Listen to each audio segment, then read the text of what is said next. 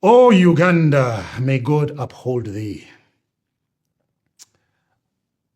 My fellow Ugandans, we gather today not in fear but in faith, not in silence but in courage, for the time has come to remind ourselves, our leaders and the world, that the people belong to God, not to corrupt tyrants.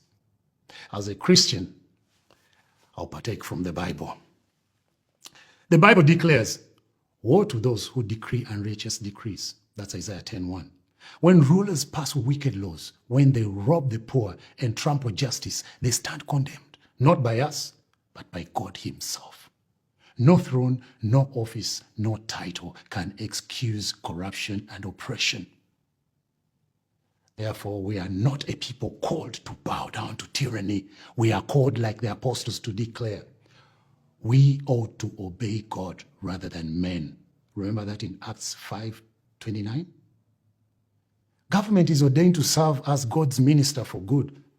But when they become a weapon of oppression, it has betrayed its purpose. Loyalty to truth is higher than loyalty to unjust rulers. Remember that. For example, remember Moses, who confronted the Pharaoh with the cry, "Let my people go," in Exodus 5:1? Remember Daniel, who defied the decrees of kings to remain faithful? Do you remember the midwives of Egypt who stood against the murder of innocent children and were blessed by God in Exodus 1:17? These were not passive believers. They were active resistors of injustice. Now, Proverbs tells us, when the righteous are in authority, the people rejoice. But when the wicked rule, the people groan. That is Proverbs 29:2. My fellow countrymen and friends, we are groaning.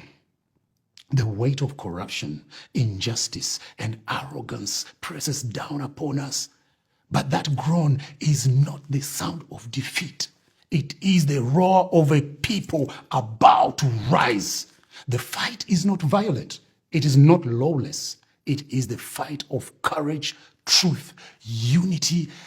The apostles remind us, stand fast in the liberty by which Christ has made us free, in Galatians 5:1. Freedom is not the gift of governments. No, it is the mandate of God.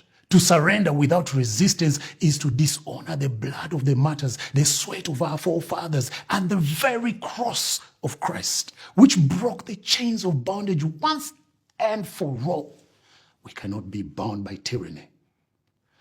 We must therefore rise and speak when they demand our silence, rise to vote when they diminish our voice, rise to hold leaders accountable when they betray their authority, rise not in hatred, but in holy determination. For where the Spirit of the Lord is, there is liberty. That's what Paul declares in 2 Corinthians 3:17. So I say to you, my fellow countrymen, stand strong, fear no tyrant. Break the yokes of oppression. Let us declare with one voice that this nation was not created for a few who lust after power, but for all who walk humbly under the sovereignty of God. That's why it is said, for God and my country, as our motto. The time for silence has ended. The time for action is now. And with God as our defender, no tyrant shall prevail. I therefore say, this is a protest vote. Come out in large numbers. Cast your vote. Defend your vote. A new Uganda is possible. Let us embrace it. One man at a time. One woman at a time. United we stand.